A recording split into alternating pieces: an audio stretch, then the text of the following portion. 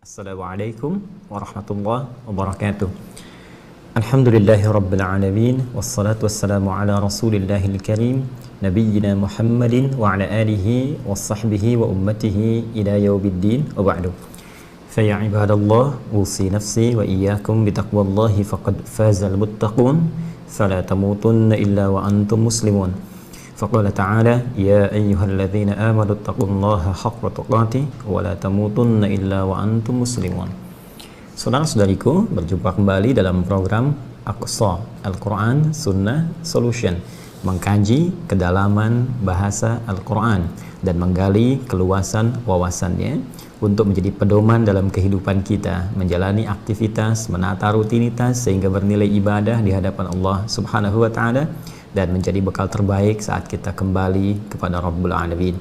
Alhamdulillah, kita kembali berjumpa di malam Jumat ini, sudah memasuki di hari kedua di bulan Al-Muharram tahun 1442 Hijrah.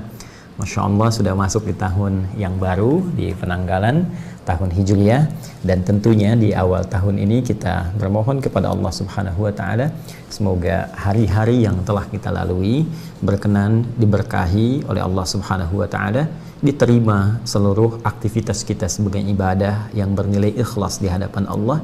Pun demikian, semoga kita dibimbing untuk menjalani waktu, momentum hari-hari ke depan agar lebih baik dibandingkan dengan hari-hari sebelumnya.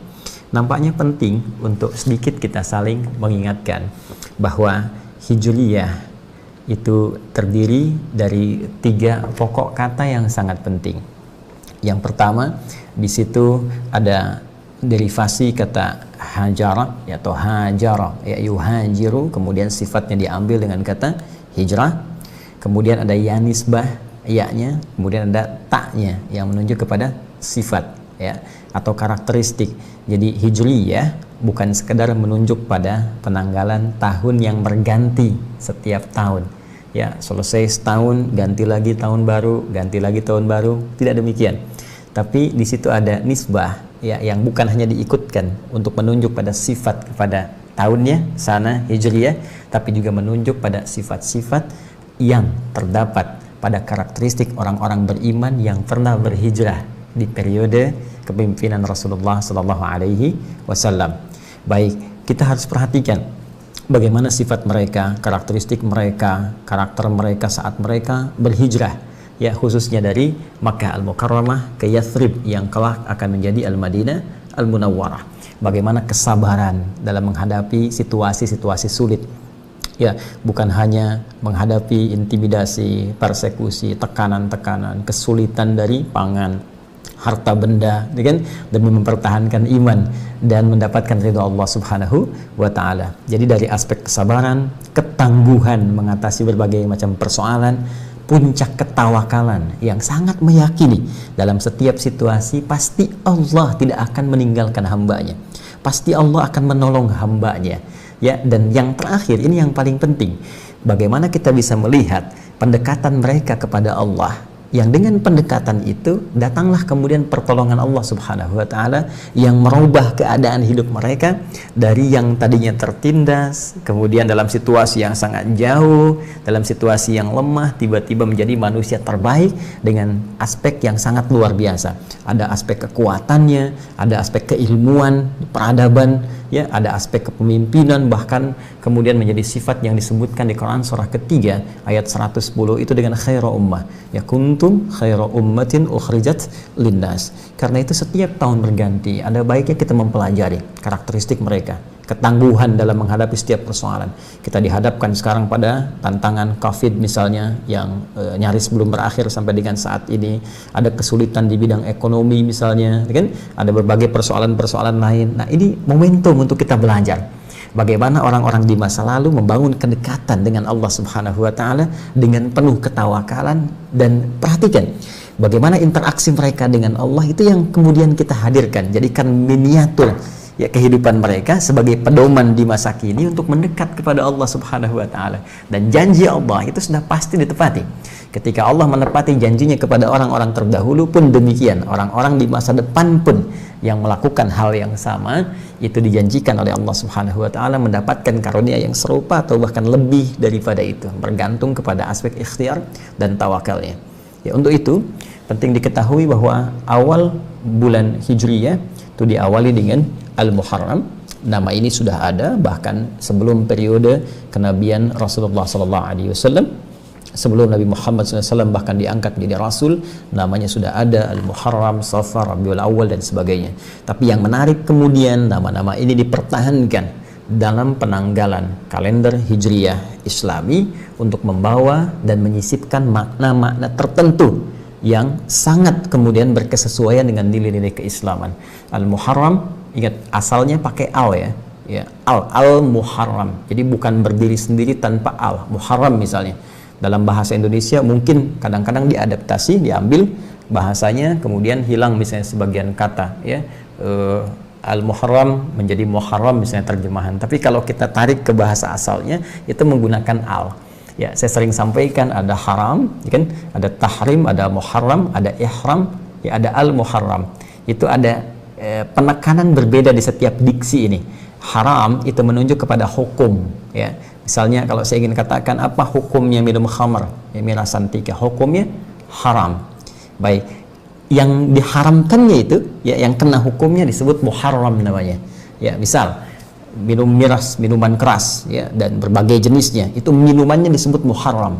Hukum minumnya disebut haram. Ya, kalau kita ingin melepaskan segala yang haram, itu menggunakan derivasi kata ahrama, yuhrimu, ihram.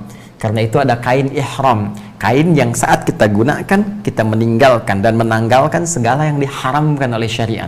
Orang yang mengenakannya disebut dengan muhrim, ya hubungan saudara ya secara biologis atau musaharah dengan pernikahan atau satu susuan ya birrada'ah itu disebut dengan mahram yang mengharamkan terjadinya pernikahan. Lihat, sudah dapat haram, ya kan? Kemudian ada ihram, ya, ada muhrim, kan, ada mahram, kemudian ada muharram dan ada al-muharram. Spesifik menunjuk kepada waktu awal mula di tahun penanggalan Hijriyah secara ketentuan kalender, tapi secara makna kita bisa dalami bahwa awal mula kita jika ingin berhijrah kepada Allah Subhanahu wa taala, ingin tangguh seperti orang-orang dulu, ingin kuat kesabaran dalam mengentaskan segala persoalan kehidupan, ingin mendekati Allah dengan segala ikhtiar sehingga bisa ditolong oleh Allah Subhanahu wa taala secara cepat, ya maka cara cepatnya adalah kita mulai berhijrah, berpindah pada keadaan yang disenangi, diridhai oleh Allah Subhanahu wa taala. Bagaimana jembatan menuju hijrah itu? Maka awalilah, mulailah dengan meninggalkan segala hal yang tidak disukai oleh Allah Subhanahu wa taala. Anda ingin dekat dengan seseorang, tentunya Anda akan meninggalkan segala hal yang tidak disukainya. Anda ingin dekat dengan pimpinan, Anda mengerjakan hal yang tidak diinginkan oleh pimpinan. Mustahil Anda bisa dekat dengan pimpinan. Sekarang Anda ingin dekat dengan Allah, maka cara pertama untuk mendekat kepada Allah, tinggalkan segala hal yang tidak disukai oleh Allah Subhanahu wa taala. Maka ini momentum, ya, di awal tahun Hijriyah ini, ya di bulan Al-Muharram, maka ada baiknya kita mendudukan waktu ini untuk mengevaluasi diri. Kemudian cara paling gampangnya kita hadirkan turunan dari ujung kepala sampai ujung kaki, di pandangan, di telinga, pendengaran, ya di lisan sampai ke ujung kaki. Kira-kira kebiasaan apa? Tidak perlu tunjuk orang lain ya, tunjuk diri kita. Kira-kira kebiasaan apa yang melekat dari ujung kepala sampai ujung kaki yang masih belum mendapatkan ridha Allah Subhanahu wa taala, yang Allah nggak suka. Di mata nih ada kebiasaan apa yang harus diperbaiki, di telinga ada kebiasaan apa yang harus diperbaiki, ya di lisan adakah kata-kata tutur yang Allah nggak suka yang harus kita tinggalkan, gibah gitu kan, bikin hoax ya, dan semacamnya, dusta, sampai ke ujung kaki. Nah biasanya kalau perangkat ini sudah baik, yang haram-haramnya hilang, sudah kosong, ya itu mendekatnya kepada Allah lebih mudah. Ya saya sering ilustrasikan, jadi kalau kita ada gelas itu, ada cawan misalnya, kan ya, kosong, itu kan bisa diisi apa saja. Tapi kalau tertutup oleh yang kotor, ya, atau ada penutupnya misalnya, penutup, maka belum tentu kita bisa masukkan apapun ke dalamnya. Ya sama. Ya, bagaimana Allah bisa memberikan segala yang baik bagi kita, sementara baik kan nggak pernah bertemu dengan yang buruk. Jadi kalau telinga ini nggak bisa dengan yang baik, maka ada kebiasaan buruk di telinga ini yang menghambat yang baik itu bisa masuk. Karena itu orang yang terbiasa mendengar yang jelek, itu mendengar yang baik-baik nggak bisa, susah. Karena nggak menyatu. Antara baik dengan buruk itu nggak bersatu.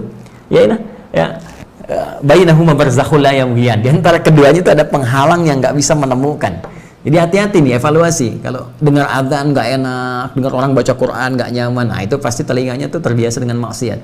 Ya, pun demikian di lisan.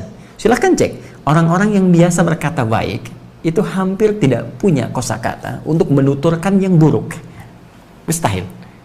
Sebaliknya, orang yang biasa bertutur dengan yang kotor itu mencari yang baik tuh jadi aneh. Makanya pelaku kriminal bicara sopan tuh kayak kelihatan aneh gitu. Ya, bisa dalam tanda petik dia dalam kondisi-kondisi tertentu.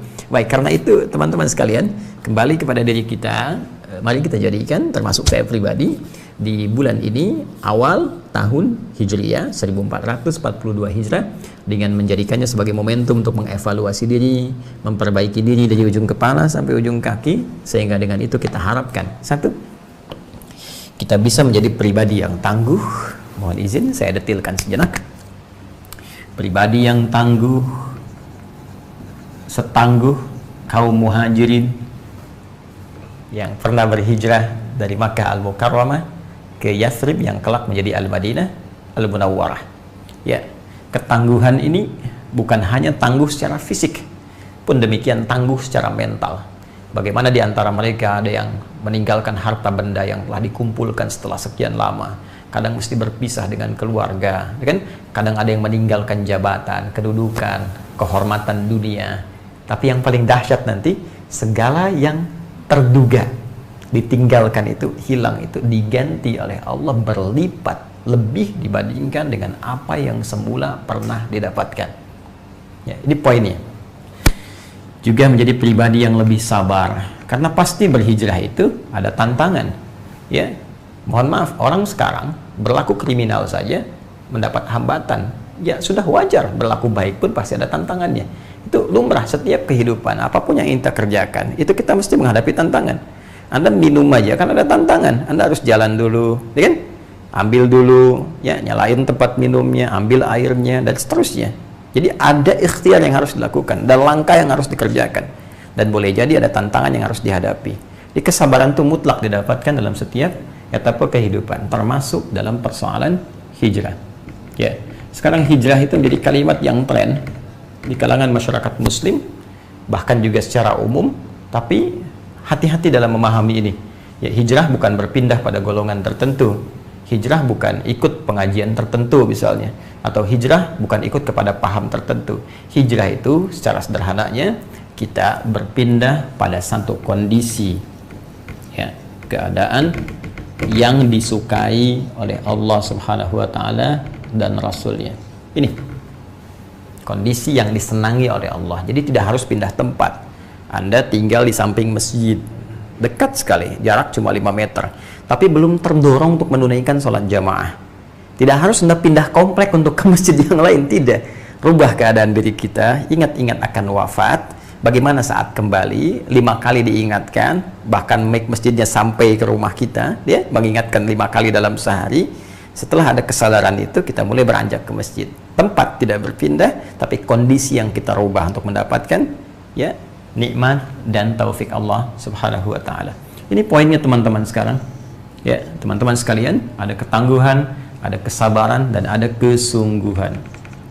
Sungguh itu penting. Ya. Ini yang dimaksud di Quran surah ke-3 Ali Imran ayat 142. Am hasibtum an tadkhulul jannata wa lamma ya'lamillahu alladhina jahadu minkum wa ya'lamas sabirin. Apa begitu mudah engkau bisa meraih kesuksesan, termasuk surga yang engkau dambakan itu, sementara belum nampak, ya, belum nampak kesungguhan, keseriusan yang hadir pada ikhtiarmu itu, dan kesabaran yang belum maksimal untuk berjuang itu. Ini teman-teman sekalian yang kita maksimalkan dalam rangka kita berhijrah di awal pembuka tahun Hijriyah di bulan Al-Muharram 1442 Hijrah. Ya, sekali lagi Mari kita mencoba untuk mengoreksi diri, meninggalkan segala yang diharamkan oleh Allah Subhanahu wa taala mulai di titik ini sebelum kita pulang. Dan telah banyak orang-orang saleh sesuai dengan ajalnya kembali kepada Allah Subhanahu wa taala. Bahkan sebagian di antara mereka situasi wafatnya menjadi viral di media sosial. Ada yang terekam, diabadikan di YouTube atau di media sosial lainnya dan diinfokan kepada kita semua. Jadi kalau sudah terdengar oleh telinga, tertatap oleh mata, walaupun kita tidak berada di tempat, tapi kita bisa melihat rekamannya sampai diperlihatkan. Bisa nggak kebayang begini? Kok Anda yang harus lihat gitu? Kenapa nggak orang lain? Kenapa mesti Anda? Kenapa Anda yang harus dengar suara adzan? Kenapa Anda yang mesti melihat orang sholat? Kan mudah bagi Allah menjadikan itu semua pada orang lain. Tapi kenapa mesti Anda? Artinya ada petunjuk Allah di situ. Ada sayang Allah di situ. Lalu Anda katakan saya belum dapat hidayah. Sementara hidayah telah datang lewat telinga, lewat mata, lewat pikiran. Terus Anda masih katakan saya belum dapat hidayah. Dengan cara apa lagi Allah kirimkan hidayah kepada Anda? Ya, ini poinnya. Jadi kalau kita bisa mendapatkan segala hal dengan baik, dengan saleh, kenapa mesti mencari yang salah? Nah, dalam kerangka itu kita mencoba untuk memperbaiki diri. Dan cara paling mudah untuk kita lakukan dan efektif dan pengaruhnya sangat besar adalah mendekat kepada petunjuk Allah, dan tidak ada petunjuk yang istimewa yang diberikan oleh Allah kecuali Al-Quran yang dijelaskan melalui sunnah Rasulullah SAW dan diteruskan kepada kita oleh para ulama yang kafabel di bidangnya. Karena itu kita akan teruskan kajian kita dalam kajian Aqsa, Al-Quran, Sunnah, Solution. Sekarang kita telah masuk, Alhamdulillah, di ayat yang ke-6 dan ke-7 di surah Al-Baqarah. Ya, kemarin telah kita uraikan dua bagian atau bagian yang ketiga, bagian yang kedua dari surah yang kedua Al-Baqarah ayat 6 sampai 7, dan sekarang kita akan masuk bagian ketiganya. Ya, saya bacakan kembali teman-teman sekalian. Quran surah kedua Al-Baqarah ayat ke-6 dan ke-7. A'udzubillahi minasyaitonirrajim.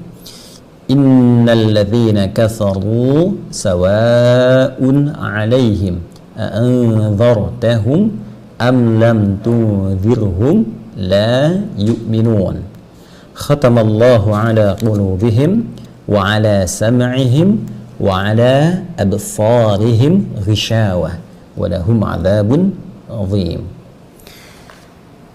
Sungguh, kata Allah, aku tegaskan. Jadi inna itu harfu nasbin atau taukid, ya, huruf nasab yang memberikan penekanan, penguatan.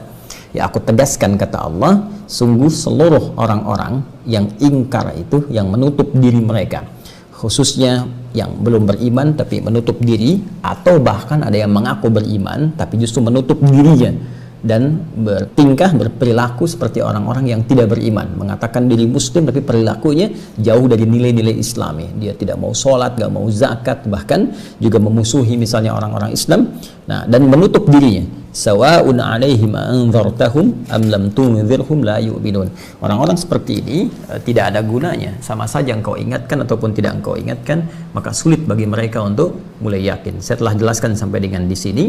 Kemudian kita telah sampai pada penyebab di pertemuan yang lalu, ya, yang dengan hal-hal ini khatamallahu 'ala qulubihim wa 'ala sam'ihim wa 'ala absarihim ghishawah, karena mereka itu menutup dirinya, menutup telinganya, pendengarannya, menutup pandangannya, menutup akal fikirannya, yang dengan itu terkunci dengan hukum Allah Subhanahu wa taala, seperti kita telah bahas pertemuan lalu, walahum adzabun azim, dan terancam dengan siksa yang berlipat jika mereka tidak taubat dan kembali kepada Allah Subhanahu wa taala. Nah, di pertemuan yang lalu kita telah masuk pada pembahasan apa yang menyebabkan, ya, kalangan-kalangan tertentu bisa menutup dirinya dari petunjuk Allah Subhanahu wa taala, padahal dalam kondisi mereka dikandung dalam janin ibunda itu, ya, dalam rahim ibunda sejak berupa janin usia 4 bulan, itu kan telah terjadi dialog dan mengucapkan syahadat, mengakui, ya, keesaan Allah Subhanahu wa taala sebagai satu-satunya Rabb yang akan disembah, yang akan diibadahi dan jadi tumpuan dalam kehidupan. Alastu bi rabbikum qalu bala syahidna, seperti di Quran surah ke-7 Al-A'raf ayat 172 itu. Apa yang menyebabkan kemudian setelah terlahir, kemudian tumbuh, berkembang, dewasa, menjadi berubah, menjauh, bahkan ada di antara mereka bukan sekedar ingkar tapi juga benci, dengan Allah Subhanahu wa taala. Waliyadu billah. Apa yang menyebabkan semua itu kita bahas di pertemuan yang lalu dari keterangan Nabi sallallahu alaihi wasallam, "Ma min mauludin atau kullu mauludin, ya, ma min mauludin illa yuladu 'alal fitrah." Kalau kita pakai kullu, redaksinya langsung kullu mauludin yuladu 'alal fitrah fa abawahu yuhawwidanihi aw yunassiranihi aw yumajjisanihi. Ya, semua yang terlahir berada dalam kondisi fitrah, ya, punya nilai-nilai kedekatan dengan agama, kecenderungan berbuat baik. Mohon izin bagi yang baru bergabung, cek kembali di keterangan yang lampau, edisi yang lalu, maka Anda akan mulai paham dengan apa yang kami sampaikan. Ya, maka lingkungan yang akan memengaruhi mereka menjadi berubah, bahkan menjauh dari Allah, bahkan anti dengan Allah, bahkan bisa memeluk keyakinan-keyakinan yang bertentangan langsung dengan hukum Allah Subhanahu wa taala. Nah, pengaruh lingkungan apa yang membentuk mereka jauh dari Allah, yang dimanfaatkan oleh musuh utama manusia, yaitu setan, laknatullah. Kita telah bahas ada turunan petunjuk di Quran surah ketiga ayat ke-10 dengan pembuka yang sama. Di Quran surah kedua Al-Baqarah ayat ke-6 kalimatnya dibuka dengan innal ladzina kafaru. Mohon izin kita pertajam dulu karena hari ini ada hal yang sangat menentukan sehingga harus saya tegaskan kembali. Di Quran surah kedua ayat yang ke-6 kalimatnya dibuka dengan innal ladzina kafaru, kan? Seterusnya ayat sawaun alaihim anzartahum dan seterusnya. Ya, ini di Quran surah ke-2 ayat ke-6. Kemudian di Quran surah ketiga, ya, surah ketiga ayat ke-10, ya, ayat ke-10 juga dibuka dengan kalimat yang sama. Ini kita dalami tafsir Quran bil Quran. Ini innal ladzina kafaru, ini pun innal ladzina kafaru, ya, innal ladzina kafaru. Di sini sawaun alaihim anzartahum dan seterusnya. Yang di sini lan tughni anhum amwaluhum wala auladuhum minallahi syai'a wa ulaika hum waqudun nar. Yang ini disebutkan sulitnya mereka diingatkan karena tertutup keadaan dirinya. Di sini diisyaratkan bahwa orang-orang ini tidak akan mampu kemudian harta-harta mereka, kedudukan-kedudukan mereka, jabatan-jabatan mereka, pengetahuan-pengetahuan yang dibanggakan oleh mereka, bahkan keturunan yang mereka siapkan tak mampu mengangkat mereka untuk menjauhkan mereka dari hukuman Allah di akhirat nanti, bahkan terancam jadi bahan bakar api neraka. Isyarat yang muncul di sini diungkapkan dengan kalimat amwal dan aulad. Ini telah kita tunjukkan, bisa jadi ini harta, bisa jadi tahta, kedudukan atau jabatan. Masih ingat pertemuan lalu? Bisa jadi juga ilmu atau pengetahuan. Nah, kita kemarin sampai sini penyebabnya. Kemudian kita belum bicara batasnya, kemungkinannya untuk bertobat, kan? Sampai juga dengan bagaimana akhir atau muara dari semua usaha itu, apakah mendapatkan taufik rahmat Allah Subhanahu wa taala atau tenggelam dalam ancaman neraka. Nah, sekarang kita akan masuk pada bahasan yang selanjutnya untuk mencari solusi. Setelah kita ketahui sebabnya, ya, ada orang yang jauh dari Allah karena harta, karena kesibukan, ya. Padahal dia muslim tuh, mengaku Islam, tapi sibuk mencari harta benda, sibuk cari dunia, berangkat gelap, pulang gelap, sampai-sampai lupa dengan sholat. Ya, silakan kalau tidak percaya, ya, kalau Al-Quran sudah sampaikan, pasti kejadian. Ada kondisi-kondisi orang bekerja itu yang sampai lupa dengan ibadah, sampai lupa dengan Allah. Bahkan yang paling aneh kalau Anda tanya, siapa yang memberi rizki? Allah. Siapa yang menghidupkan? Allah. Siapa yang menyembuhkan? Allah. Dia tahu dengan lisannya bisa menjawab Allah pemberi rizki, tapi dia mengerjakan perbuatan justru yang menjauhkan dia dari pemberi rizki. Sekarang bagaimana Allah bisa ngasih kalau Anda sendiri jauh dari Allah? Itu poinnya, ya. Nah, ini poin. Jadi kita akan temukan orang-orang yang berlomba mendapatkan harta benda sampai menjauh dari Allah, sampai bahkan merusak hukum-hukum Allah. Ya, Allah bilang jangan berselisih. Silakan cek berapa banyak orang berselisih karena harta. Ya, bahkan yang paling fatal sekarang di lingkungan keluarga, bahkan ada yang saling tuntut. Dan yang sangat gak bisa dipahami, ada anak bisa nuntut kepada orang tuanya, anak nuntut ke ibu, ya, ada anak nuntut ke bapak. Ada yang mau menjarakan orang tua, waliyadzubillah. Apa lupa dia pernah dilahirkan dari rahim ibundanya? Ya, ini poin-poin teman-teman sekalian. Silakan kalau nggak percaya silakan cek. Ada yang demi harta kemudian bisa pindah keyakinan dan sebagainya. Pun demikian dengan tahta, kedudukan, dari persaingan-persaingan yang ada bisa jadi menyakiti, bisa jadi mencederai, bahkan menghilangkan nyawa, dan lebih daripada itu, ada yang kemudian juga melawan hukum Allah secara langsung dengan berbuat syirik. Saya sering katakan kalau musim-musim pemilihan, pilkada, pemilu, pilpres dan sebagainya, berapa banyak tuh dukun yang dapat order. Yang tidak normal itu, satu sini satu situ, kadang penampilan dihiasi seperti para ulama, ya, dukun pakai jubah, dukun pakai sorban, ya, dukun pakai macam-macam dan sebagainya. Ini yang harus diwaspadai.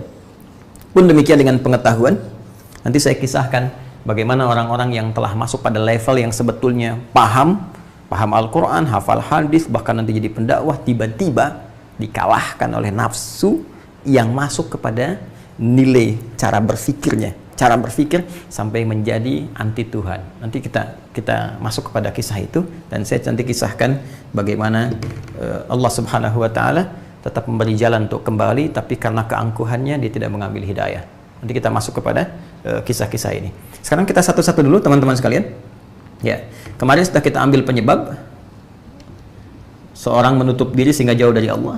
Nanti kita ambil solusi hari ini. Kemudian setelah itu teruskan kepada kesempatan, ya, sampai kapan kesempatan diberikan untuk mendapatkan solusi ini, dan terakhir pada muara. Setelah ini baru kita berlanjut kepada ayat berikutnya.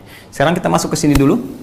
Apa solusinya jika ada seseorang terjebak oleh nafsu dunianya, sehingga dengan itu dia menutup diri dan menjauh dari Allah Subhanahu wa Ta'ala dengan sebab-sebab yang telah dimasukkan. Kita ambil bagian pertama dulu tentang harta. Ya, ini yang seringkali membuat orang cenderung untuk mengejarnya, bahkan dengan mengejar itu lalu dia jauh dari Allah Subhanahu wa Ta'ala. Amwal, bahkan bentuk tunggalnya, singularnya disebut dengan malun, ya. Dari sini Anda mendengar istilah zakat mal, ya kan? Zakat harta, ya. Zakat mal gitu, ya. Jadi pengertian pertama, asal kata malun, ya, amwal, dari kata malun ada yang menunjukkan ini hibrida atau derivasi dari kata mala yamilu, mailan, ya, seakar dengan itu muncul mal, ya, sesuatu yang condong, cenderung. Kenapa disebut harta itu dengan mal? Karena orang cenderung untuk mau memilikinya, orang cenderung untuk berkompetisi mendapatinya. Nah, ini yang menjadikan kecenderungan ini kadangkala dalam situasi yang tidak biasa menjadikan seseorang bahkan menjauh dari pemilik harta yang sesungguhnya, itu Allah Subhanahu wa Ta'ala. Untuk itu kita akan cari dan temukan, setelah itu kita turunkan di kurikulum kehidupan, seperti apa sih teori harta dalam Al-Quran, seperti apa teori rizki dalam Al-Quran yang bisa kita ikuti dalam kehidupan, yang dengan mengikuti petunjuk itu kita tidak harus jauh dari Allah, ya. Bukankah Allah yang menurunkan rizki sampai menyebut dirinya dengan Razzaq, ya? Coba dicek lagi di Quran surah ke-62 itu, Al-Jumu'ah ayat yang ke-11, ya. Wallahu khairur raziqin. Sedangkan Allah yang paling bagus, ya, yang paling baik dalam memberikan rizki, bahkan menamai dirinya dengan Razzaq, sang pemberi rizki. Allah yang telah menentukan, menyiapkan kadarnya, memberi jalan untuk mendapatinya. Lalu kenapa kita harus keluar dari rel itu? Nah, sekarang kita turunkan seperti apa petunjuk dalam Al-Quran untuk bisa mendapatkan harta, yang dengan mendapatkan harta ini kita tidak mesti menjauh dari Allah Subhanahu wa Ta'ala. Itu yang coba kita akan turunkan dengan 3 klasifikasi utama. Saya izin hapus dulu. Bismillah.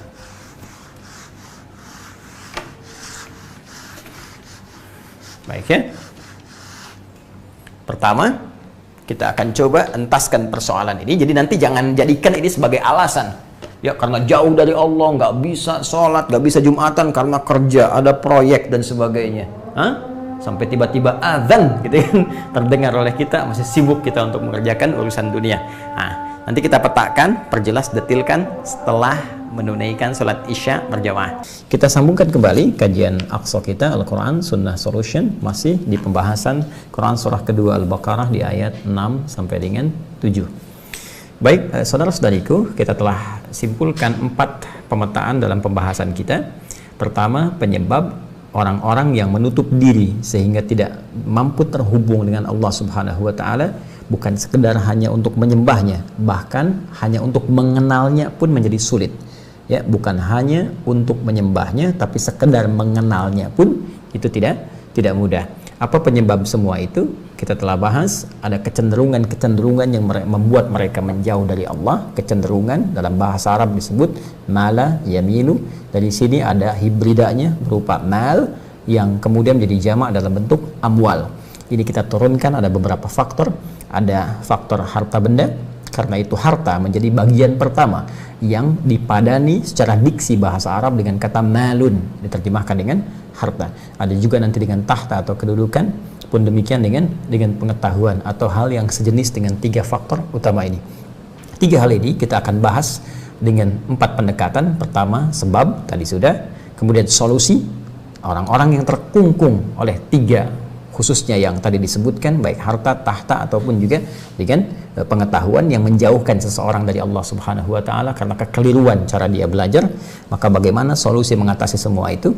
Kemudian yang ketiga, sampai kapan kesempatan diberikan untuk mendapatkan solusi itu? Dan terakhir, apa muara yang didapatkan jika seseorang kemudian kembali menjadi baik, ke rel yang sempurna? Pun demikian dengan orang yang bertahan dengan kekufurannya, menutup diri sehingga dia bertahan untuk menjauh dari Allah sampai dia kembali kepada Allah, seperti apa muara saat ia pulang. Itu yang coba kita akan dudukkan, dan langsung saja untuk mengefektifkan waktu kita supaya efisien dalam menguraikan pembahasan, kita teruskan pada apa yang telah kita sampai sebelum Isya tadi. Dalam persoalan harta, untuk mencari solusi, ini kita masuk pada bab solusi, ya. Sekali lagi saya tegaskan, diksi Al-Quran ketika menyebutkan kata kafaru berbentuk jama', ya, bahkan diawali dengan isim mausul yang berbentuk jama' pula, alladzina, menunjukkan tidak hanya 1-2 orang, bukan terbatas di 1-2 generasi. Ya, ini memberikan isyarat di setiap generasi akan ditemukan orang-orang yang terkecoh, ya, lewat pengaruh setan yang memanfaatkan potensi-potensi yang tadi disebutkan agar menjauhkan manusia dari Allah Subhanahu wa Ta'ala, bahkan membuat perilaku orang ini berubah hingga menutup dirinya dari pintu-pintu hidayah yang bersumber dari Allah Subhanahu wa Ta'ala. Dari sini kita akan mencoba mencari solusi supaya bisa kembali lagi ke jalan yang benar. Kalau dia muslim, mengaku beriman, tapi keadaannya menutup diri, kita buka tuh hijabnya, ya, kita buka kemudian covernya, sehingga dengan ketika dibuka covernya akan nampak kebeningan isinya yang kita kembalikan pada jalur yang benar berdasar petunjuk Al-Quran dan Sunnah Rasulullah SAW. Jika memang mengaku belum beriman, maka kita berikan petunjuk-petunjuk dalam Al-Quran yang memecah kebuntuan dari tirai penutup itu, yang dengan itu sinar hidayah bisa masuk ke dalam jiwa dan bisa memahami pedoman-pedoman yang mendekatkan diri kepada Sang Pencipta yang utama, yaitu Allah Subhanahu wa Ta'ala. Baik, mari kita turunkan sejenak. Mohon izin saya menghapus dulu sisi sebelah sini supaya kita lebih bisa fokus dan terkonsentrasi pada aspek yang akan kita kaji. Bismillah. Baik teman-teman, solusi pertama dalam persoalan harta. Ya, kita turunkan dulu petunjuknya dalam Al-Quran, seperti apa konsepsi yang dibangun dari sini menjadi kurikulum kehidupan yang bisa kita tempuh. Baik, persoalan harta.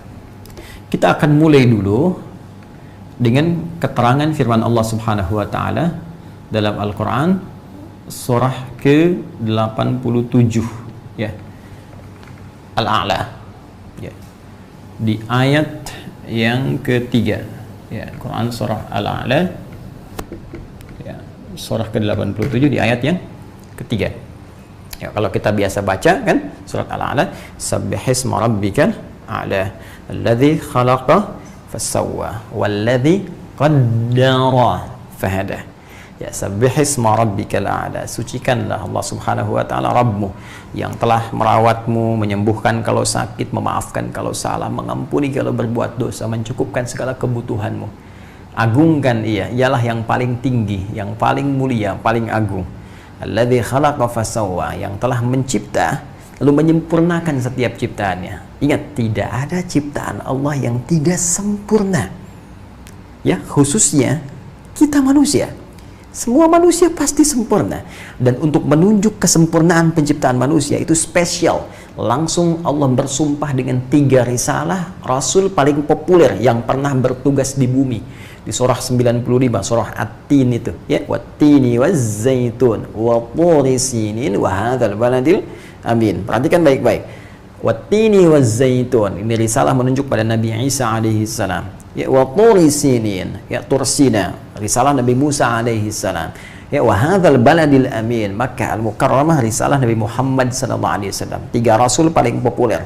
Ya, Nabi Isa alaihissalam, Nabi Musa alaihissalam, Nabi Muhammad sallallahu alaihi wasallam, Sayyidul Anbiya'i wal Mursalin, pemimpin para nabi dan rasul. Apa yang disumpahkan oleh Allah dengan 3 risalah paling populer di muka bumi ini? Laqad khalaqnal insana fi ahsani taqwim. Ya, bahkan pakai lam dan qad. Lam sudah taukid, qad tahqiq. Aku tegaskan, aku pastikan, aku telah mencipta seluruh manusia dalam rupa yang paling sempurna, bentuk yang paling sempurna. Ya, di antara kesempurnaan itu setelah diberikan bentuk fisiknya yang sempurna, ideal, sempurnanya, ingat, bukan dalam pandangan manusia, tapi dalam pandangan pencipta manusia. Awas, hati-hati. Setiap orang bisa punya persepsi, tapi pencipta sangat mengetahui apa yang paling sesuai dengan apa yang diciptakannya. Dengan siapa yang dia ciptakan, dengan apa yang dia ciptakan, paling faham manfaatnya, paling mengerti bagaimana jalan hidupnya, dan paling tahu bagaimana kesesuaian antara visi dan misi kehidupan yang dibangun. Jelas? Karena itu jangan pernah menilai antar manusia dengan pikiran sempit kemanusiaan, tapi kembalikan kepada hukum Allah ketika mencipta kita dalam keadaan sempurna sesuai dengan maslahatnya.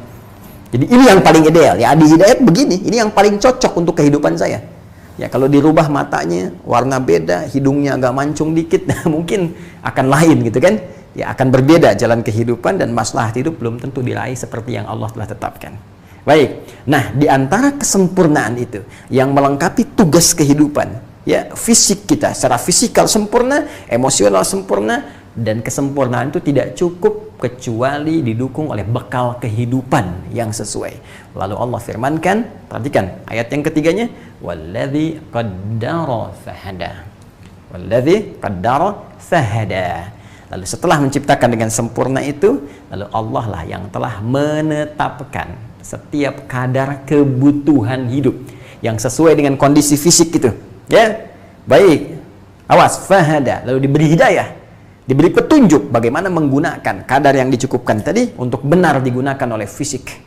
Ya, benar digunakan oleh pikiran kita, benar digunakan oleh akal kita. Allahu Akbar. Apa di antara yang dicukupkan oleh Allah itu? Di sini redaksinya menggunakan kata qaddara. Walladzi, ya, teman-teman, ini qaddara fahada. Ini ya. Nah, ini poinnya. Walladzi qaddara. Di sini qaddara yang telah mencukupkan, menyesuaikan dengan kesempurnaan penciptaan tubuh kita, fisik kita sempurna sesuai dengan kemampuan secara fisikal, secara emosional, secara akal kita. Apa yang dicukupkan oleh Allah Subhanahu wa taala? Kita lihat keterangan Rasulullah sallallahu alaihi wasallam dalam salah satu hadisnya, yang bahkan saking pentingnya hadis ini, Imam An-Nawawi ya rahimahullah Ad-Dimashqi sampai mengarang, ya, satu kumpulan hadis yang beliau beri nama Al-Arba'in, sekitar 40-an, ya. Al-Arba'in itu kisaran 40-an, tidak harus diterjemahkan 40 karena jumlah hadis yang dikumpulkannya ada 42. Jadi kalau kita sebut Arba'in sekitar 40-an, ya, bisa 41, 42 dan seterusnya. Itu cara dalam bahasa Arab, usdub, metode. Ada 42 hadis di urutan nomor hadis yang keempat, ya, riwayat dari sahabat Abdullah bin Mas'ud radhiyallahu taala anhu. An Abi Abdurrahman Abdullah bin Mas'ud radhiyallahu taala anhu. Ya, qala Rasulullah sallallahu alaihi wasallam wa huwa as-sadiqul masduq. Kata beliau, Rasulullah sallallahu alaihi wasallam pernah bersabda, sedangkan beliau itu orang yang benar dan selalu dibenarkan. Jangankan oleh kawan, lawan pun membenarkan Rasulullah. Lawan pun membenarkan Rasulullah. Ya, ingat kisah yang paling populer, ya, ketika Muawiyah bin Abi Sufyan itu, ya, menjadi duta yang dipanggil oleh Heraklius untuk menjelaskan tentang kepribadian Rasulullah SAW. Ya, padahal saat itu belum masuk Islam. Dia menjelaskan, ketika ditanya benar semua, apakah orangnya jujur? Ya, jujur. Ya, apakah orangnya amanah? Ya, amanah. Apakah orangnya tidak disukai lingkungan sekitaran? Iya, semua dijelaskan dengan sempurna. Jadi jangankan kawannya, lawannya pun itu membenarkannya. Ya, Rasulullah Sallallahu Alaihi Wasallam as-sadiqul masduq. Apa yang dikatakan Nabi? Ini penting, ya, kalau ada redaksi hadis atau keterangan dibuka dengan kalimat as-sadiqul masduq, as-sadiq al-masduq, ya. Nah, ingin memberikan satu penekanan atas informasi yang disampaikan. Biasanya informasi ini berisi berita-berita gaib yang pembuktiannya belum muncul di masa itu. Boleh jadi di masa depan baru ketahuan. Ya. Nah, jadi karena itu dibuka dengan kalimat ini seakan ingin menerangkan begini, yang belum beriman aja, jangankan bukan sekedar belum beriman, yang lawannya aja membenarkan Rasulullah, ente umatnya, masa nggak yakin dengan Nabi Anda? Masa kamu nggak yakin? Musuh Nabi aja mengakui kebenaran, kejujuran, kebaikan Nabi. Cuma karena mereka nggak ingin kehilangan ini nih, yang ini, maka mereka memusuhi Nabi. Tapi mereka membenarkan Nabi. Bayangkan, lawan Nabi aja mengakui kebenaran, kebaikan Rasulullah. Masa ada yang mengaku umatnya tidak mengikuti petunjuknya? Kan? Oke, ya, sekarang balik ke sini. Jadi, ketika disebutkan kalimat ini, itulah yang dimaksudkan. Nabi itu benar loh ya, dan dibenarkan oleh lawannya. Anda sendiri harusnya mengikuti kebenaran itu. Di antara yang disampaikan tentang kebenaran informasi Nabi ini berikut. Apa kata-kata Nabi itu?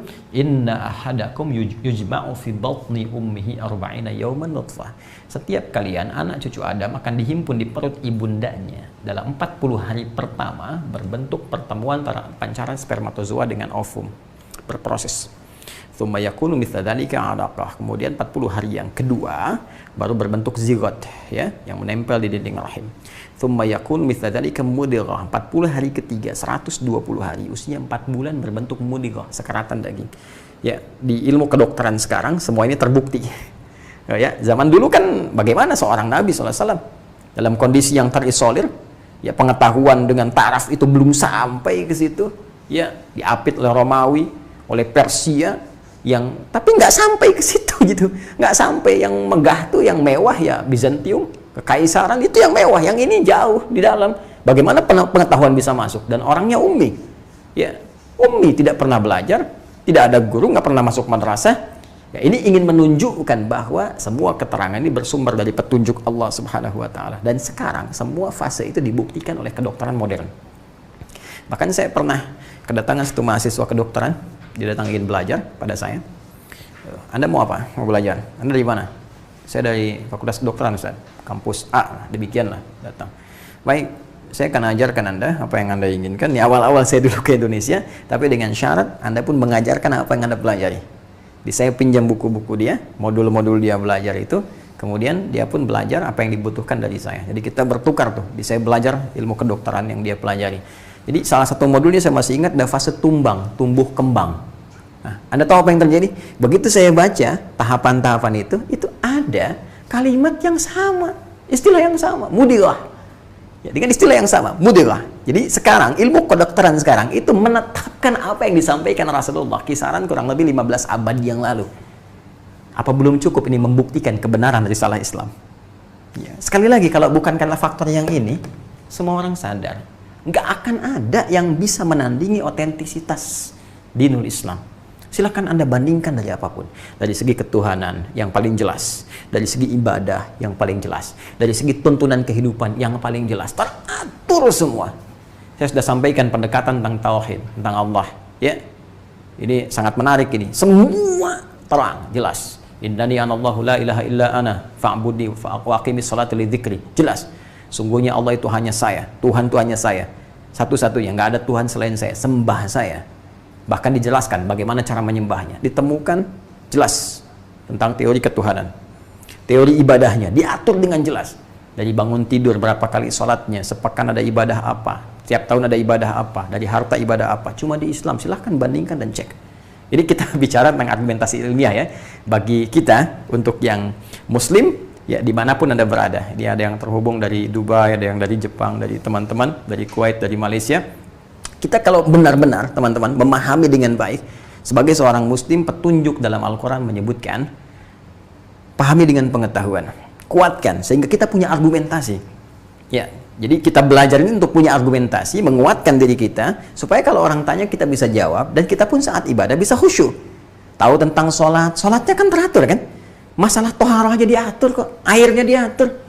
Ya, ini yang air tahir mutahhir. Ini air tahir ghair mutahhir, ini yang air musta'mal, ini yang musyammas, dan seterusnya diatur semua. Cara wudunya diatur. Dan yang paling dahsyat, kegiatan kita pun teratur dari bangun tidur sampai tidur lagi. Silahkan cek kalau tidak percaya. Ya, jadi ini salah satunya mukjizat Rasulullah SAW menyebutkan inna ahadakum yujma'u fi batni ummihi 40 yawman nutfah, thumma yakunu mithla dzalika 'alaqah, thumma yakunu mithla dzalika mudghah. 40 hari ketiga 120 hari berbentuk mudghah. Nah, thumma yursalu ilaihil malak. Kemudian diutus dalam usia kandungan 4 bulan itu satu malaikat. Diutus oleh Allah Subhanahu wa taala. Fayanfukhu fihi ruh, maka dengan izin Allah Subhanahu wa taala meniupkan roh. Jadi kalau ada tengah mengandung saudari kita saat ini, ya, hati-hati, usia kandungan 4 bulan itu sudah ada rohnya. Wa yu'maru bikatsbi arba'in, dan diperintahkan menetapkan 4 hal. Nah, yang pertama itu, ini kaitan erat teman-teman sekalian dengan ini. Qaddara fahada. 1, bikatsbi rizqihi, rizkinya. Wa ajalihi, dan ajalnya. Saya batasi 2 ini dulu ya. Rizki dan ajal diatur oleh Allah. Tadi kembali kepada At-Tin tadi, ya. Surah At-Tin ayat keempat tadi. Ya, laqad khalaqnal insana fi ahsani taqwim. Diciptakan oleh Allah setiap manusia dengan tubuh yang sempurna, bagus, akal yang sempurna. Sempurna itu sekali lagi ya, jangan dilihat tampilan dibandingkan dengan orang. Ya. Karena bisa relatif, ganteng tuh relatif, cantik relatif. Ya, walaupun ada yang berkata jelek itu mutlak katanya, tapi kan bisa relatif juga. Ya, lihat sini, semua itu relatif. Nah, kenapa? Karena semua nilai kebaikan itu, kesempurnaan, itu akan terletak pada aspek maslahat. Jadi jangan pernah mengeluh, ini tercipta begini, ini kurang begini, tidak. Karena di balik itu ada keistimewaan yang belum Anda temukan. Mungkin dengan keadaan seperti itu, maslahat hidup kita itu bisa lebih baik. Itu yang harus kita gali, ya. Baik. Nah, di antara kesempurnaan itu tidak akan pernah bisa berjalan dengan baik kalau tidak ada batas waktu, usia untuk menggerakkan semua fisik ini. Maka diberikanlah oleh Allah waktu untuk beraktivitas, batas kita beraktivitas. Ini yang disebut dengan ajal. Karena itu setiap hari diberikan, ya. Dalam sehari ada 24 jam, sepekan ada 7 hari. Ya, sebulan ada berapa pekan, sampai dengan setahun, sampai sekarang nggak terasa ganti tahun, nggak terasa kan? Coba kalau fisiknya ada sempurna, tapi momentumnya nggak ada, ya, waktunya nggak ada, kesempatannya nggak ada, ya kita akan begini aja terus. Ya, jadi itu yang diberikan oleh Allah sebagai anugerah kepada kita untuk beraktivitas ini. Ya, ini batas waktunya disebut dengan ajal. Quran surah ke-7 ayat 34. Walikulli ummatin ajal, fa idza jaa ajaluhum la yastakhiruna sa'ata wa la yastaqdimun. Setiap, jangankan satu orang, 2 orang manusia, setiap umat yang pernah hidup di bumi, berpetualang, beraktivitas di bumi itu punya ajal, batas kehidupan. Nah, ini sifatnya rahasia, gaib, tidak diberikan informasinya, ya, dengan 2 tujuan. Tujuan pertama, supaya kita bersemangat menjalani kehidupan. Bayangkan kalau ditetapkan. Di sini dituliskan misalnya nih, ada ketahuan ajalnya. Wah, pas sekarang ganti tahun, tinggal 10 menit lagi. Mustahil bisa ikut kajian Aqsa sekarang. Paling-paling di rumah, di pojok kamar. Atau bahkan ke masjid, istighfar, astagfirullah, astagfirullah, astagfirullah. Akhi, nonton kajian dulu. Enggak. Kenapa? 10 menit lagi. Istighfar. Ya, bayangkan. Ya, apalagi bekerja, beraktivitas. Nggak ada gairah untuk hidup. Makanya dijadikan itu, dirahasiakan supaya kita serius menempuh kehidupan. Yang kedua adalah hikmah kesungguhan untuk mengingat kematian, ya, dan tidak main-main. Ini dalam konteks berbuat maksiat. Yang tadi dalam konteks mengisi kehidupan, yang kedua dalam konteks berbuat maksiat. Artinya kalau ada orang akan berbuat maksiat, bayangkan mungkin satu akan diwafatkan. Ya, berpikir korupsi nih, awas, hati-hati nih. Hati-hati, saya ingatkan lagi nih. Ya, para pejabat, ya, dan terkait dengannya, para pengusaha, ya, termasuk para ustadz, para kiai, jangan terlibat, ya, kita pahami lah, ustadz, kiai pasti paham, tapi kalau paham masih bermaksiat itu keterlaluan, ya, hati-hati. Teman-teman sekalian, berpikir kalau ada ajakan berbuat maksiat, ajakan korupsi ini, coba bayangkan saat seketika akan berbuat itu diwafatkan oleh Allah. Itu paling cepat membuat kita untuk menghindar dari perbuatan yang dimaksudkan. Selain turunan lain, Anda pejabat misalnya ada ajak untuk korupsi jamaah macam-macam, pikirkan itu. Kalau belum sampai, pikirkan anak Anda. Kasihan kalau kemudian Anda tertangkap, tiba-tiba yang kena buliannya kan keluarga, anak Anda. Apa Anda nggak tega? Anak Anda masuk sekolah kemudian disebut, "Bapak kamu koruptor ya?" "Ya, anak koruptor." Anak. Seperti apa? Anda yang berbuat kok, yang tanggung jawabnya keluarganya, yang tanggung jawab orang lain. Maka berpikir sebelum mengerjakan sesuatu. Ya, kembali ke sini. Itulah ajal. Ya, ini batasnya. Nah, yang kedua, kita cepat. Ini nanti dalam topik yang lain kita perdalam. Kita ke sini dulu. Teman-teman sekalian, rizki. Nah, ternyata sejak seseorang sudah mulai ditetapkan oleh Allah kehidupannya, bahkan dalam perut ibundanya telah tertanam rohnya. Begitu roh sudah ada, sudah tetap rizkinya. Kadarnya ditetapkan oleh Allah sesuai dengan ajal. Jadi rizki ini berkesesuaian dengan ajal. Nih. Jadi nggak ada orang hidup nggak dapat rizki, itu mustahil. Ya. Apalagi sampai saya pengen dapat rizki, sampai nama saya Rizki misalnya. Tetap Anda mau namanya Kevin, Stephen, Markin dan sebagainya, ataupun Asep, Doni, Cecep dan seterusnya, Adi, ya, Rizki, tetap siapapun nama Anda sepanjang manusia dan ajalnya telah tetap, pasti rizkinya pun Allah akan berikan, karena telah tetap rizki ini diberikan, dituliskan kemudian ya dalam Lauh Mahfuz, tertulis ya. Allah berfirman di Quran surah ke-51 ayat yang ke-22 ya, wa fis samai rizqukum wa ma tu'adun, dan di langit telah ditetapkan, tuh dituliskan, rizqukum, rizki kalian itu yang bersanding dengan ajal sampai ajal berakhir, wa ma tu'adun, dan segala yang dijanjikan, rizki dituliskan, dijanjikan akan diberikan. Jadi mustahil ada orang wafat itu teman-teman sekalian ya, selama hidupnya nggak dapat rizki, mustahil. Baru saat wafat selesai rizkinya. Jadi ini yang menjadikan kaidah pertama bahwa setiap manusia itu pasti akan dicukupkan rizkinya. Itu klasifikasi rizki nomor 1, cukup. Ini poinnya, ini bagian pertama. Sesuai dengan maslahat hidupnya. Ini bersanding dengan ajal. Cukup. Dan redaksi Quran itu nggak pernah ada yang kurang. Redaksinya cukup. Jadi ini batas yang paling rendahnya itu, teman-teman sekalian, cukup. Jadi kalau kita buat begini, di batas ini, rizki itu cukup, bukan kurang. Ya, saya selalu katakan, kalau ada orang merasa kurang, itu adalah orang yang nggak pernah merasa cukup. Padahal Allah sudah cukupkan. Kan yang mencipta itu tahu kadar hidup kita. Anda aja kalau buat sesuatu, kan Anda ukur. Ya, tadi sebelum saya kesini, anak saya sedang latihan tuh. Ya, di fisika dasar. Ya, jadi baterai disatukan, kemudian dikasih kabel sedikit, sambungkan ke bohlam, ya, bohlam kecil. Anda bayangkan, untuk bohlam kecil sekian watt, baterainya cukup yang kecil. Mau agak besaran lagi, tambah lagi, dayanya tambah lagi, voltasenya tambah lagi. Sehingga dengan itu apa? Bisa sesuai dengan kadar bohlamnya. Ya, sesuai dengan kadar bohlamnya, sesuai dengan kondisi baterainya, dayanya sesuai, voltasenya sesuai. Pun demikian dengan kita. Allah sudah cukupkan. Nggak pernah ada yang kurang, kecuali orang yang tidak pernah merasa cukup. Karena itu, kita buka dulu Quran surah ke-89. Yo, buka lagi mushafnya.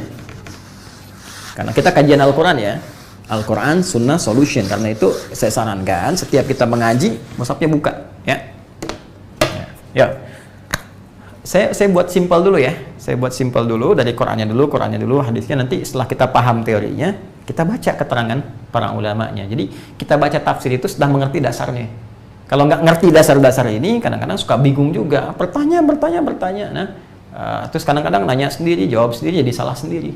Ya. Nih, Quran surah ke-89, Al-Fajr, ayat ke-16. Wa amma idza mabtalahu faqadara alaihi rizqahu. Ya, fayaqulu rabbi ahanan. Tuh, ini langsung tafsir Quran bil Quran. Wa amma, pakai waw, wa amma idza mabtalahu. Pun demikian jikalau Rabbmu tengah menguji. Ya, jadi rezeki itu ujian, ya, ujian aja. Ya, ujian namanya ujian bekal ya, sederhana. Ya, supaya kita cukup untuk pulang. Namanya kita merantau di dunia ini. Ya, kita merantau ya. Nanti kita yang pulang. Nggak ada yang nggak pulang. Coba silahkan cek setelah kita lewat 15 abad, ada yang bertahan sampai dengan sekarang. Tidak semua pulang, kita cuma singgah saja.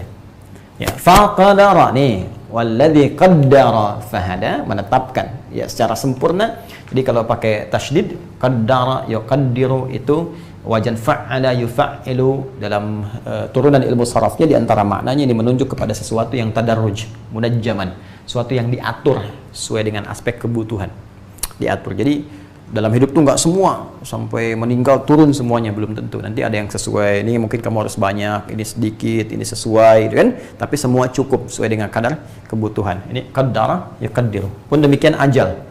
Nggak ada orang hidup langsung 70 tahun kan? Sehari, 2 hari, 3 hari, baru jadi sebulan, jadi setahun, jadi sekian tahun, dan seterusnya. Ini qaddara yaqdiru. Nah, saat itu turun jumlahnya, baru tasjih hilang. Qadara. Ya. Wa amma idza mabtalahu faqadara alaihi rizqahu. Anda kerja nih, ya, selama sebulan dapat gaji 5 juta. Kan kerjanya terus tuh, tiap bulan misalnya 5 juta, 5 juta, 5 juta. Saat dapat tuh 5 juta dikasih tuh qadara. Ya. Tahapannya selama hidup qadara. Indah kan diksinya? Cuma beda tasdid tapi detil. Saya sering katakan, kalau bukan firman Allah, mustahil bisa begini. Mustahil. Ya, kalau kita ngaji itu pakai turunan ilmunya enak kita bacanya itu, masya Allah. Teruskan, faqadara alaihi rizqah, faqadara, pasti dia hilang di sini, ya. Faqadara alaihi rizqahu. Ini. Maka pun demikian ketika Allah Rabbu menguji dengan mencukupkan, mencukupkan cukup. Menetapkan sesuai kadar. Kadar itu dari bahasa Arab. Kadar itu kan ukuran. Maka memberikan sesuai kadar kemaslahatan, kadar kebutuhanmu. Kamu dikasih banyak-banyak jadi sombong. Kamu kasih banyak-banyak gak kepake. Ya, Anda aja makan teman-teman cuman 3 kali dalam sehari. Ya, itu yang standar kita makan. Kadang kita makan 2 kali. Sekali makan cuman sepiring. Ya. Kalau makan sepiring, misalnya jatahnya 25.000, kenapa harus berharap pengen 25 juta? Mengumpulkan berapa piring masuk ke perut? Kalau kita mau tata, nggak ada masalah. Tapi maksudnya begini loh, Anda dikasih sepiring aja, kenapa harus marah? Kan itu cukup buat Anda. Kalau Anda memang pengen 200 piring, ya nggak ada masalah. Cuman kan yang cukupan sekarang itu cukup sepiring. Pengen 2 piring, nanti datang lagi. Bergantung nanti selanjutnya petunjuknya seperti apa. Tapi saya mau katakan, ayat ini memberikan gambaran kepada kita bahwa tahap yang pertama dari rizki itu, 1, dijanjikan oleh Allah, pasti diberikan kepada hambanya. Ingat itu. Dan bersanding dengan kehidupannya, sampai ia wafat. Oke? Pertama, klasifikasinya cukup. Awas, hati-hati. Saya hapusin dulu. Ini bagian pertama.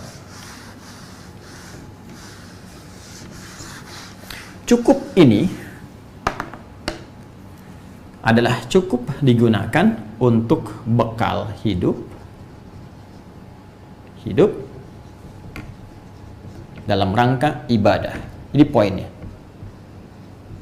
Awas. Bukan dalam rangka untuk ria, pamer. Ya. Ini pasti akan ada tekanan nih. Jadi kalau rezeki ini Allah turunkan kepada kita bekalnya untuk hidup dan tujuan utamanya ibadah, pasti akan ternikmati. Tapi kalau ini gaya nih, ya, untuk gaya tampil, pasti akan berubah menjadi beban. Ini poinnya, pasti beban. Ya, ini sudah rumus ini. Bahkan kalau kita ngaji fisika, ya, kita belajar fisika di bab gaya aja, F kan rumusnya, ya. Masih ingat rumus Pascalnya? Ya, gaya berbanding lurus dengan tekanan itu, F berbanding lurus dengan P, pressure, hukum Pascalnya, ya kan? F gaya berbanding lurus dengan P, tekanan. Pascal, hukum Pascalnya, hukum tekanannya. Artinya apa? Ya, gaya berbanding lurus dengan tekanan. Semakin banyak gaya, semakin tertekan hidupnya.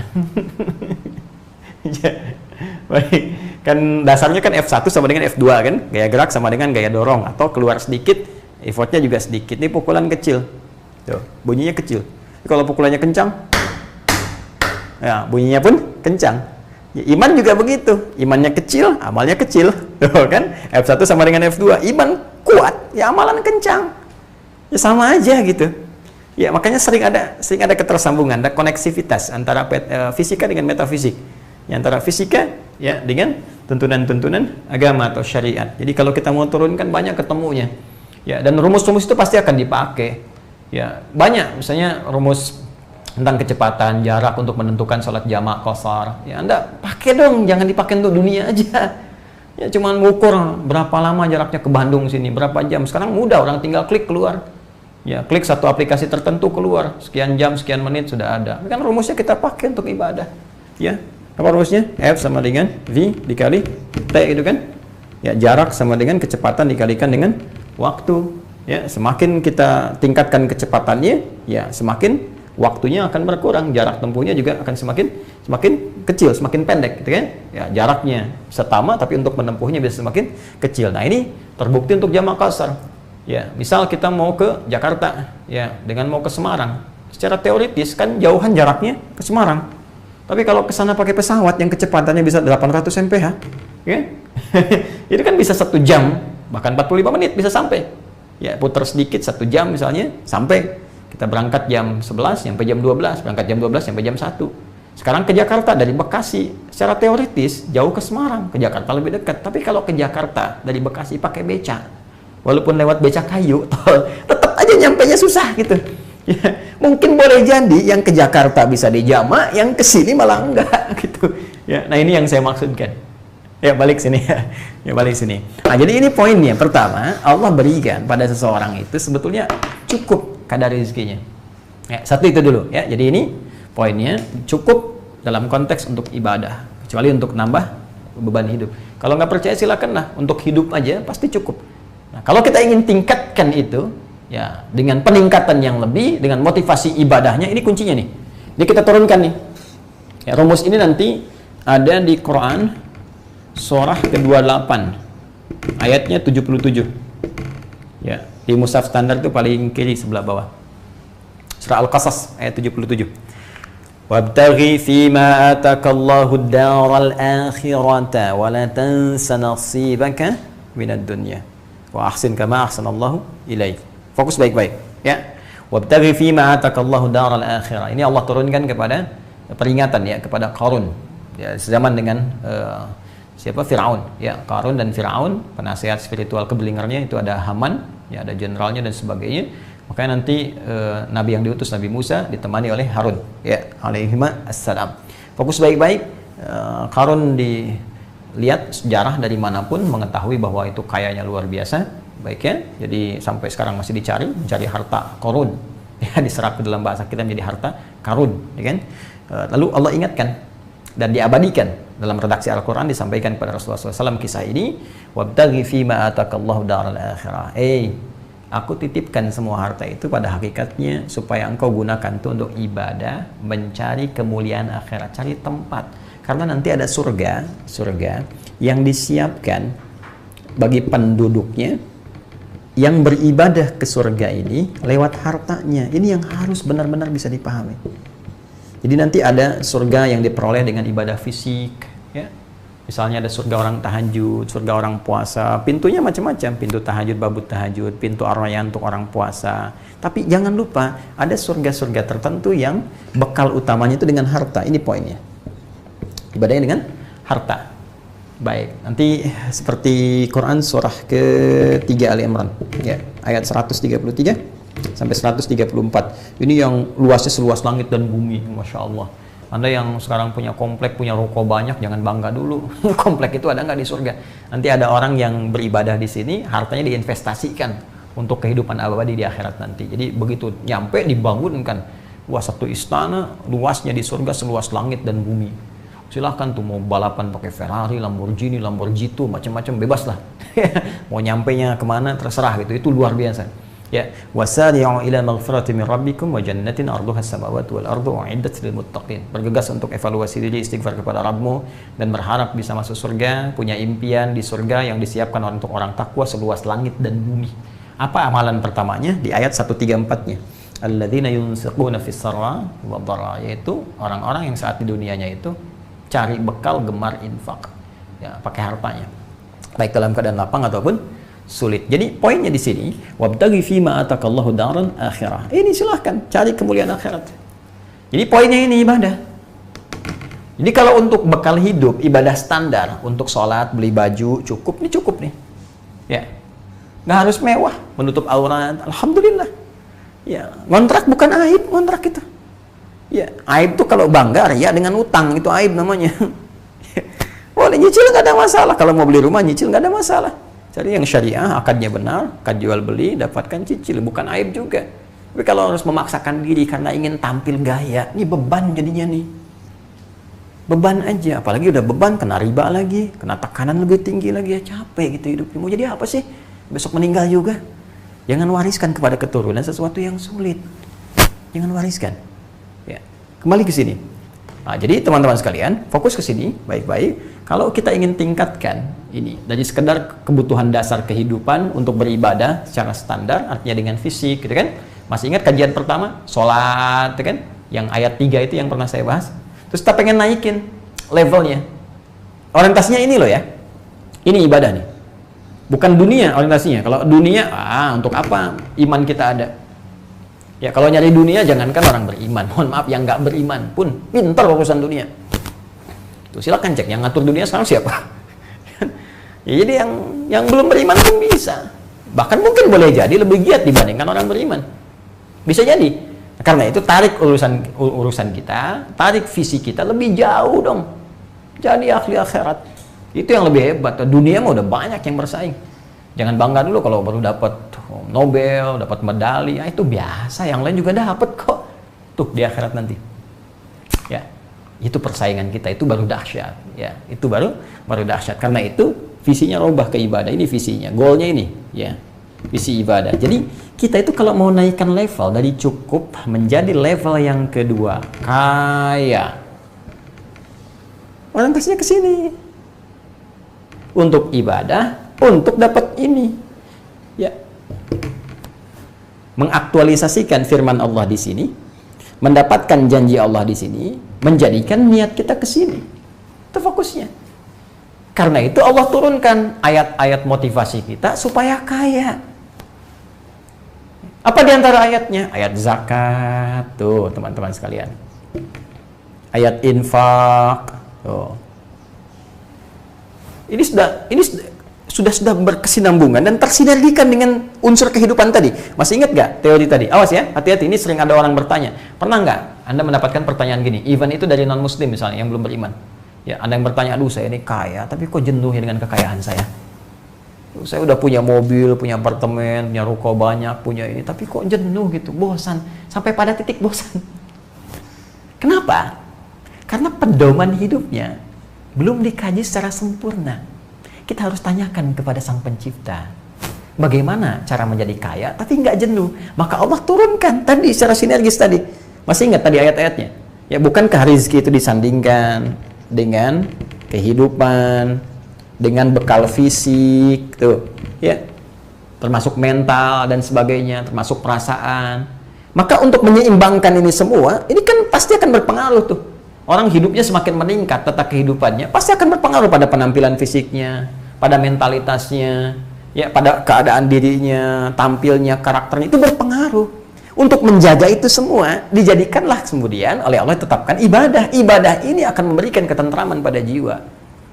Jadi ini yang akan mengentaskan kejenuhan. Makanya banyak dulu itu zaman Nabi itu kaya biasa, dan nggak bangga kok, orang kaya itu biasa aja. Bahkan Nabi minta milih secara tidak langsung. Passionnya pilih, yang mau ilmu siapa? Masuk golongan seperti sahabat Ali bin Abi Thalib karramahullah wajhah, sahabat Abu Hurairah, pilih di ilmu. Ya, Abdullah bin Mas'ud, pilih di ilmu. Ya, yang passionnya di tenaga siapa? Bilal pilih adzannya di masjid. Udah, saya mau adzan aja, rezeki saya cukup kok. Ya, orang nyembelih kambing, beliau nyembelih ayam cukup gitu. Yang penting saya niatnya ibadah sampai wafat masuk surga. Allahu Akbar, Allahu Akbar. Selesai adzan, kata Nabi, ya Bilal, aku dengar terumpahmu di surga. Aku mendengar suara terumpahmu di surga. Ya Bilal semakin yakin, adzan aja masuk surga, ngapain saya ngerjain yang lain? Nah itu kan porsinya Bilal, tapi yang lain kan beda.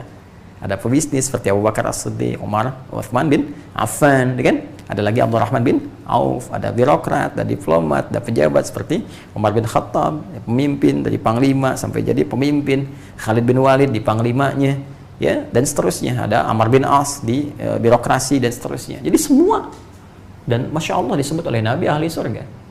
Ahli surga. Jadi kaya itu biasa gitu. Ya, yang tidak mudah itu mengelola kekayaan. Karena itu kalau kita ingin kaya tapi nggak jenuh, kaya menikmati kekayaan, ini dipakai nih. Dan ini adalah trigger menuju kekayaan. Ini katalisnya juga. Ini cara membaca ayat zakat tuh begini.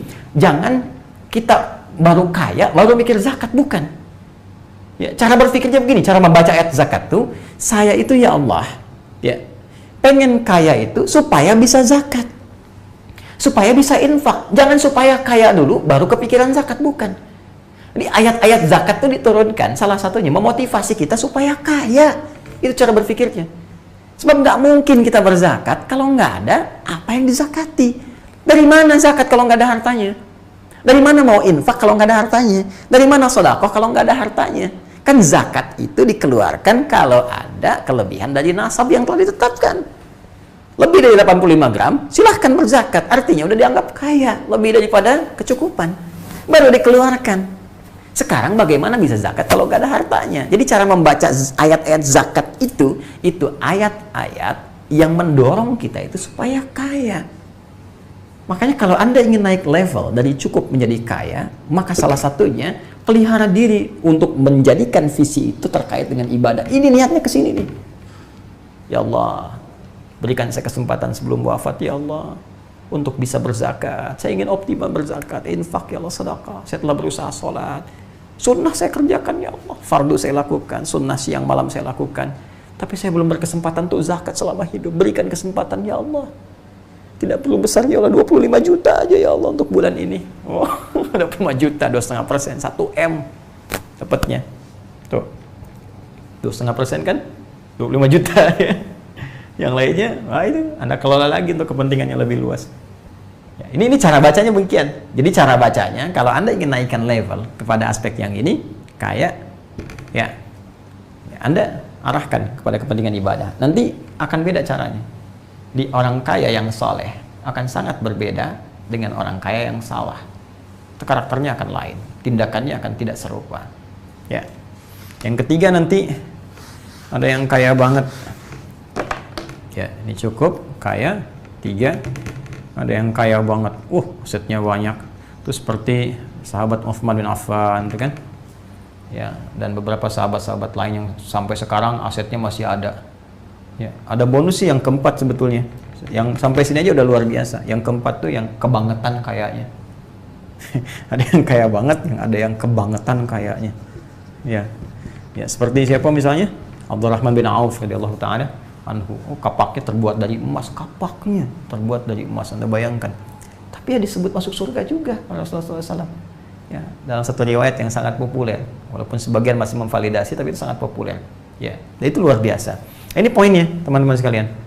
Nah, sekarang saya mau katakan begini. Saya mau katakan zaman Nabi itu dan terus sahabat, tabiin, orang-orang soleh setelahnya, yang cukup ada, tapi ibadah rajin, dekat dengan Allah, rajin tahajud, rajin puasa.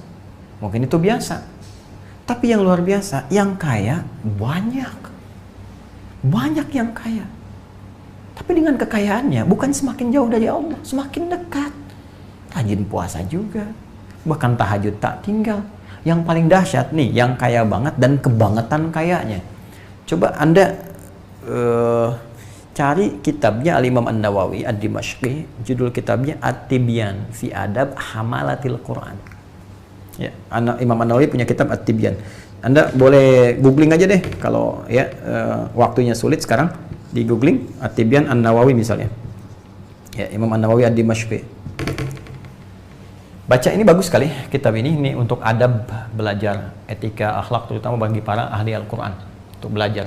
Ya, baik sebagai murid, nanti jadi guru bagaimana, ada bagus sekali kitab ini. Yang mau saya katakan begini, nanti dalam salah satu bab pembahasan di sini, nanti disinggunglah bagaimana orang-orang ahli Quran menghidupkan ibadah malamnya. Dan diantara mereka itu adalah orang-orang yang kebangetan kayanya.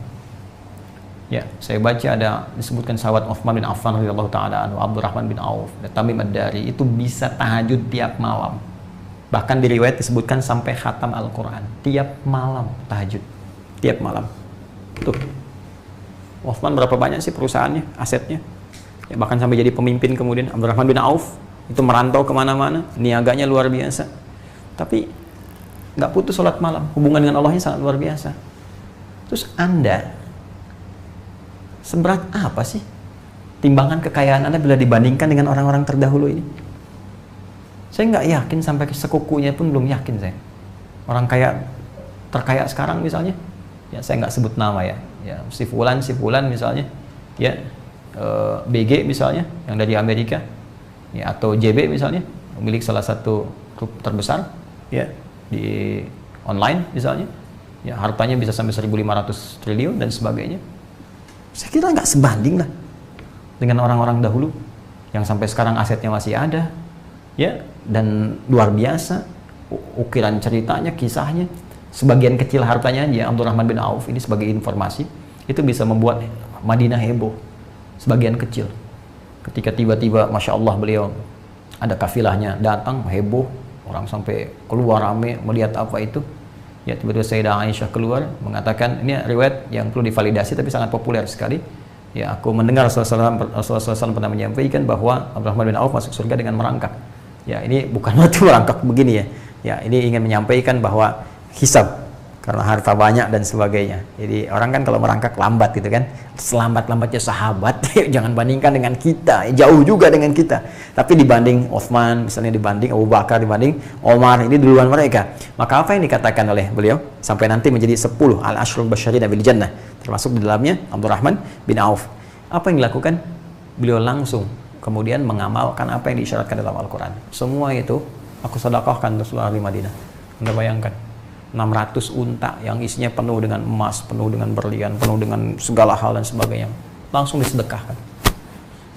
Dan kalau baca lebih dalam lagi, Allahu Akbar, orang-orang Madinah itu ya sepertiganya teman-teman sekalian dimodali oleh Abdurrahman bin Auf.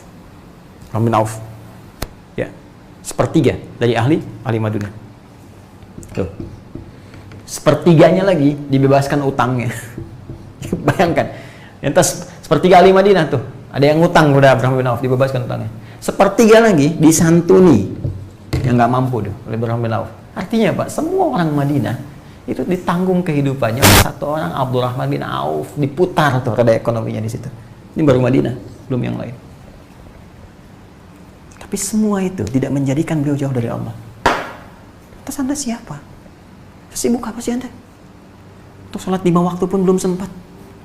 Anda itu CM, calon meninggal. Pulang Anda meninggal. Apa yang Anda banggakan dengan harta Anda? Hah?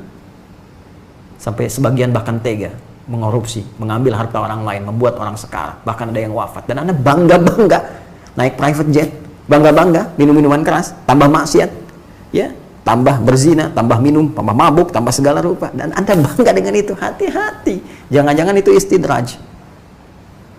Dan Anda mengatakan Anda Muslim, itu yang lebih fatal. Ingat-ingat, kita akan pulang. Dan kita sekarang sedang berevaluasi diri. Ini Al-Muharram, teman-teman. Ini saya sampaikan karena saya sayang, cinta. Ya, bukan marah. Saya sedang mencintai, saling mencintai dengan teman-teman semua. Kita saling mendoakan supaya kita sadar kalau bisa kaya dengan baik, kenapa harus kaya dengan cara yang salah? Kita akan kembali dihisab, kembali kepada Allah. Karena itu, ini yang harus kita pelajari. Ya, kalau sekarang ada kesibukan untuk mencari harta benda yang membuat kita menjauh dari Allah Subhanahu wa Ta'ala, kita evaluasi. Jangan-jangan ada yang salah dalam cara mencari rezeki yang telah ditetapkan ini. Pilihannya ada kok dari Allah. Mau cukup bisa, mau kaya bisa, mau kaya banget bisa, mau kebangetan kayanya juga bisa. Nah, sekarang jalannya kita keluarkan. Tidak harus menempuh yang aneh-aneh lah. Walaupun awalnya kayak Abdurrahman bin Auf itu untuk dilepaskan oleh Allah dari cara yang salah, dikasih cara yang benar. Walaupun mungkin awalnya terjal terasanya, nggak enak. Kan hartanya banyak sejak di Mekah ini. Masih ingat gak kisahnya teman-teman? Terus masuk Islam kan? Diajak oleh Utsman bin Affan. Ya, masuk Islam. Utsman diajak oleh Abu Bakar radhiyallahu taala anhu. Utsman kemudian mengajak Abdurrahman bin Auf dan sebagian koleganya masuk Islam. Singkatnya ketahuan ya, oleh masyarakat kufar Quraisy pada waktu itu, dan dalam posisi akan berhijrah ya ke Yathrib, belum jadi Al-Madinah Al-Munawwarah. Diberi pilihan.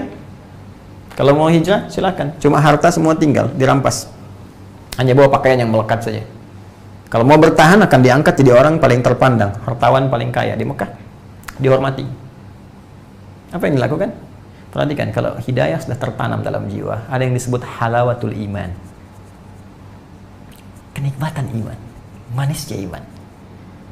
Itu kalau sudah manis iman itu, yang lain nggak ada nilainya. Jadi kayak harta dunia itu udah kecil, rasanya kecil. Nggak ada beda sama tidur di tempat biasa. Bahkan sekarang malam Jumat tuh, Ashabul Kahf itu, masih ingat kan? Kan itu ada 3 kisah utama di situ. Ya, diantaranya kisah Ashabul Kahf. Ada kisah pemilik 2 kebun, kisah Dzulkarnain, ya kan? Satu lagi kisah yang paling utamanya, kisah Nabi Musa alaihissalam. Jadi 4 yang utama. Masih ingat kisah Ashabul Kahfnya apa? Sampai diabadikan di situ. Mereka karena mendapatkan kenikmatan iman, halawatul iman, sampai tidur di gua pun tuh nikmat aja. 309 tahun nikmat tidur. Ya, kalau ini nggak ada, resah tuh. Ya, tempat mewah, kasur nyaman, tapi gelisah aja. Ya, tidurnya tempat yang nyaman tapi mimpinya penuh dengan kegelapan, itu kan sesuatu yang tidak nyaman, sesuatu yang nggak enak gitu. Ya, maka silahkan kita kembalikan ke sini. Cari lagi, tata diri kita lagi, itu halawatul iman, kenikmatan iman. Dia masuk Islam, dia memilih tinggalkan semua harta. Saya mau hijrah aja. Orang-orang pada saat itu berpikir, terutama yang kufar Quraisy, mereka berpikir, sudahlah, nggak dieksekusi, nggak dibunuh, karena pikiran mereka ini jaraknya 400 kilo lebih nih. Jangan bayangkan ada bis, ada kendaraan, ada mobil, ada sepeda seperti sekarang, ada motor, tidak. Bisa jalan kaki. Mereka melihat, tuh biarin aja jalan. Bekalnya terbatas, sebagian nggak ada bekal, paling-paling meninggal di jalan katanya. Nanti supaya jadi tanda bagi yang lain. Tuh, kalau mau masuk Islam, nanti seperti Abdurrahman bin Auf tuh. Kaya-kaya, hilang kaya, jadi fakir, mati tengah jalan. Bahasa-bahasa seperti itu muncul. Tapi tahukah Anda apa yang terjadi? Perhatikan. Ketika jalan ditempuh, walaupun awalnya terjal, mau hijrah, harta hilang, ya kan? Kehormatan seakan-akan diruntuhkan, dicela orang banyak dan sebagainya. Kenikmatan iman. Yakin dengan Allah sang pemberi rezeki. Tawakal dikuatkan. Dengan niat ibadah yang ikhlas. Tadi rumusnya, mustahil saya hidup nggak dapat rezeki, mustahil, karena Allah yang jamin. Kalaupun wafat kemudian saya, sudah selesai hidup saya, memang sudah waktunya wafat. Sederhana kan? Apa yang terjadi? Ditempuh jalan ini sampai ke sini, berubah total nasibnya. Diganti oleh Allah Subhanahu wa taala semua harta yang diambil ini. Mungkin di sini pernah ribanya, pernah ada haramnya, pernah nggak bagus niaganya sebelum berislam. Allah kan thayyib, innallaha thayyibun la yaqbalu illa thayyiban. Allah itu maha baik, maha bersih, tidak menerima kecuali yang bersih-bersih. Makanya harta korupsi nggak bisa dipakai bangun masjid. Harta korupsi jangan dipakai untuk sedekah, jangan dipakai zakat. Nggak ada zakat dari harta korupsi. Ingat itu, pasti nggak akan berkah. Nah, ini diganti nih, begitu hijrah, hilang, kehormatan hilang, harta hilang, cercaan mulai datang. Nah, mungkin juga begitu. Anda mungkin ingin meninggalkan perbuatan yang kotor walaupun hartanya banyak. Dari judi, harta banyak. Narkoba, ya, terasa hartanya banyak. Tapi nggak berkah. Dan hidup Anda pun nggak akan enak. Demi Allah saya katakan nggak akan enak. Minimal Anda selalu gelisah. Karena beban dalam kehidupan itu dibawa-bawa. Dan Anda nggak sadar, ke mimpi, ke tidur di bawah, ke kantor di bawah, sampai kapan Anda menutupi diri dengan topeng kepalsuan, topeng kemaksiatan itu? Apa nggak capek dengan beban semua itu? Tinggalkan. Walaupun mungkin, ini nih tekanannya mungkin ada. Tapi ingat, janji Allah itu pasti. Mungkin Anda begitu mau hijrah, Anda tinggalkan ini, begitu ke masjid, sendal hilang. Sepatu hilang, handphone hilang, coba dicek, mungkin ada yang kurang bagus. Nanti yang Allah akan ganti. Ini janjinya begitu kok. Janjinya begitu. Sampai di sini secara singkatnya ya, seperti pernah saya terangkan, Anda bisa lacak kembali dalam tayangan-tayangan kami, ya kan? Beliau praktekkan ilmunya, tadinya jadi penyalur kambing terus sampai kemudian bertambah. Akhirnya apa yang terjadi? Jadi kaya dan kebanggaan kayanya. Ke sini. Ini poinnya. Di tahap pertama, teori al-muharramnya pakai dulu, tinggalkan yang maksiatnya. Tinggalkan dulu. Jadi kalau kita sudah lepas skatnya, nih, kita lepaskan skatnya, buka. Walaupun tidak mudah, untuk take off itu butuh tenaga. Jadi kalau yang haram-haram sudah keluar, ya, untuk mengeluarkan kan butuh tenaga. Kadang-kadang berkorban segala hal, ya. Setelah berubah, yang pertama Allah berikan bagi orang yang ingin berubah itu bukan memberikan harta dulu, bukan dunia dulu, dunia terlalu kecil. Yang diberikan oleh Allah ketenangan dulu. Karena itu kalau orang hijrahnya benar, ingat ya, sekali lagi, hijrah itu bukan ikut paham tertentu. Ya, bukan kalau ngaji tertentu paham ini berarti hijrah, tidak. hijrah itu merubah diri lebih dekat dengan Allah. Anda bisa belajar dengan ustadz manapun sepanjang mendekatkan diri Anda dengan Allah. Tapi kalau Anda belajar jadi pandai membenci orang, pandai mengata-ngatai orang, itu bukan hijrah namanya. Ya, itu bertransformasi aja. Dari satu sisi nampak seperti soleh tapi banyak salah juga. Ya, kita lupakan itu. Tutup, pindah untuk mendekat kepada Allah. Itu hijrah yang sesungguhnya. Jadi begitu Anda merasa lebih dekat dengan Allah, nanti ada ketenangan. Itu pasti yang pertama itu ketenangan. Terus mulai enak, sholat mulai enak, tambah sunnah. Ya, terus sekarang tambah puasa, terus mulai suka dengan baca Quran. Itu nggak bisa dibeli dengan apapun. Mahal itu. Mahal. Nanti kalau sudah seperti itu, sudah baik, mudah bagi Allah menitipkan segala hal termasuk harta. Karena harta itu kalau dipegang oleh orang baik, pasti berkah. Tinggal passion Anda aja mau milih apa setelah itu. Mau jadi kaya lagi, lebih kaya dari itu bisa, dan Anda sudah amanah sekarang, sudah baik.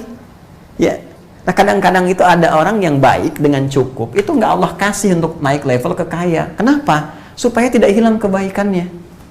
Ada yang begitu. Kayaknya gagal, mau ini gagal, promosi jabatan nggak jadi, kok orang-orang lain aja gitu. Ya, ada yang karirnya di militer, kadang-kadang karirnya di, ya misalnya BUMN atau perusahaan atau di swasta atau dan sebagainya. Kok nggak naik-naik ya? Yang lain kok kawan saya sudah naik, pangkatnya sudah ini, saya masih di sini aja. Boleh jadi Anda itu sedang baik nih. Kalau dinaikkan cepat, nanti Anda hidup di lingkungan yang baru, pergaulan baru, ini terkontaminasi lagi. Ini dibikin baik dulu, setelah kuat kebaikannya, baru naik tuh. Karena dengan kebaikan itu, Anda bisa membuat kebijakan-kebijakan terbaik. Itu poinnya. Ya, indah kan? Nah ini teman-teman sekalian. Jadi, itu caranya. Al-Muharram gunakan teorinya, bukan dulu dengan keyakinan kita, ya terus rasakan kita akan wafat. Itu dulu awalnya, kita akan pulang. Semua harta dikumpulkan itu dengan cara yang tidak benar, menjauhkan dari Allah itu, pada akhirnya akan ditinggalkan. Dan kita akan berhadapan dengan Allah. Apa sanggup berhadapan dalam keadaan dengan penuh lumuran dosa menghitam pada diri kita, dan kita merasakan akan pulang. Yang kedua, jadi beban buat keturunan. Apa tega Anda? Ya, maaf sekali. Anda akan sangat marah jika anak cucu Anda disakiti oleh orang lain. Anda marah. Lantas kenapa Anda tidak gelisah dan marah pada diri Anda ketika Anda menyakiti anak cucu keturunan sendiri? Anda itu kalau korupsi, Anda sedang menyakiti keluarga Anda. Anda kalau mencuri, Anda sedang menyakiti keluarga Anda. Dan anak-anak Anda itu bisa berkeluarga dengan yang lain lagi, itu bisa mengotori yang lain. Anda tega menjerumuskan mereka pada keburukan. Masa perbuatan Anda harus ditanggung oleh orang lain penderitaannya? Kan tidak adil, itu tidak fair. Ya, balik ke sini. Jadi, cuma merenung sedikit, malam ini kita khidmat, memohon kepada Allah kebaikan. Setelah perenungan itu ada, baru kita akan belajar bagaimana cara naik level. Kalau saya pengen ke sini. Ya, karena level dasarnya ini dulu nih. Lihat di rumah, bekal cukup nggak? Alhamdulillah cukup. Ya.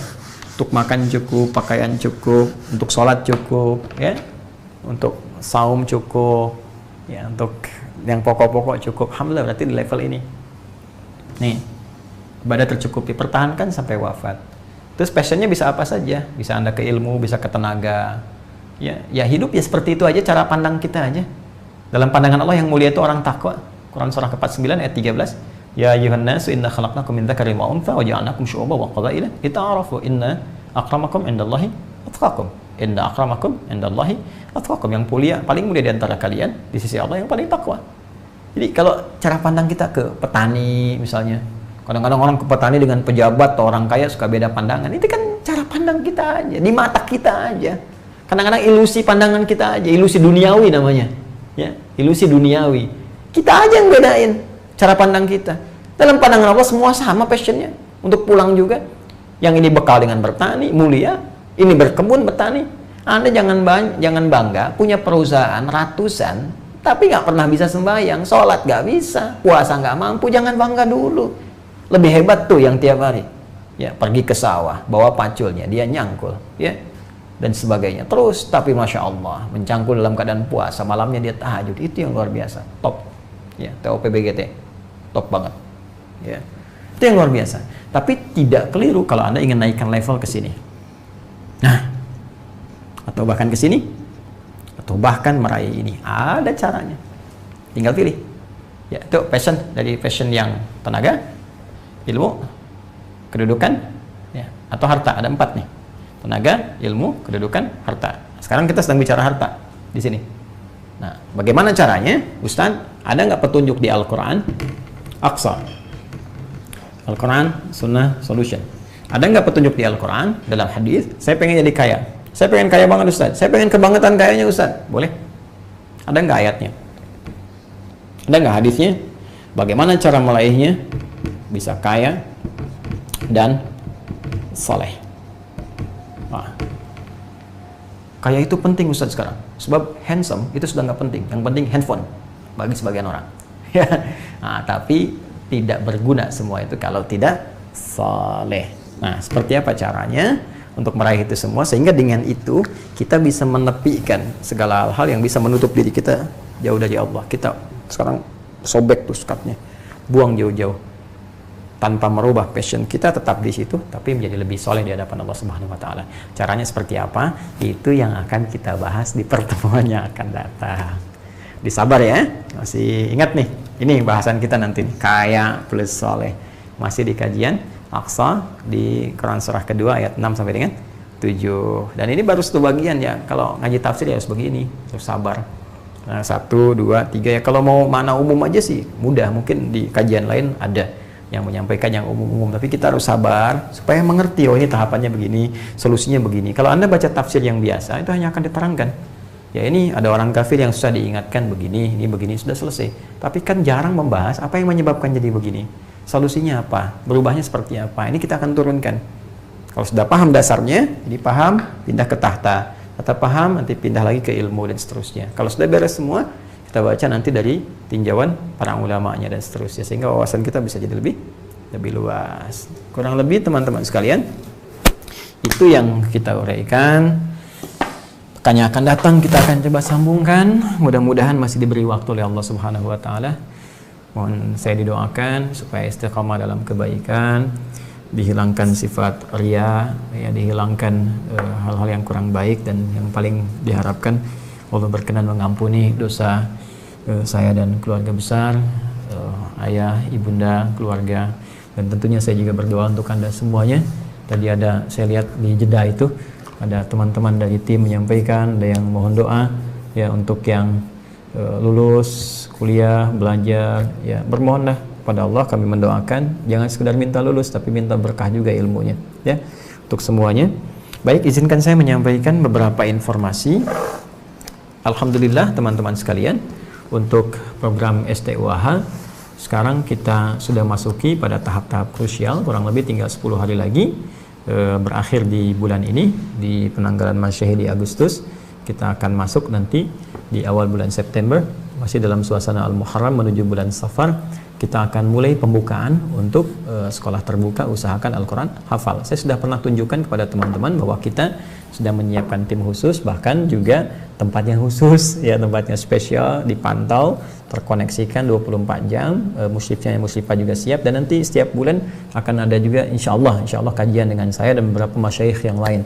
Beberapa dari luar negeri juga sudah ada yang mengontak ingin membimbing langsung, baik mungkin nanti ada matan-matan tertentu, baik jazariyah ataupun yang lain, ada tajwid, ada tahsin, ada beberapa yang lain, nanti kita akan koneksikan. Dari situ mudah-mudahan Allah berkahi, jadi setiap bulan kita akan ketemu. 10 hari ini yang terakhir batasnya, dan saya sudah dapat info tidak apa-apa ya, walaupun ini kuota sebetulnya sudah terpenuhi untuk yang pertama 5.000 pertama, tapi kita coba bukalah karena kita sudah sampaikan sampai ke akhir bulan Agustus ini, jadi kita tetap tampung dulu saja. Nanti setelah itu baru kemudian kita petakan di bagian angkatan yang keduanya supaya nanti berkesinambungan sambil berjalan juga.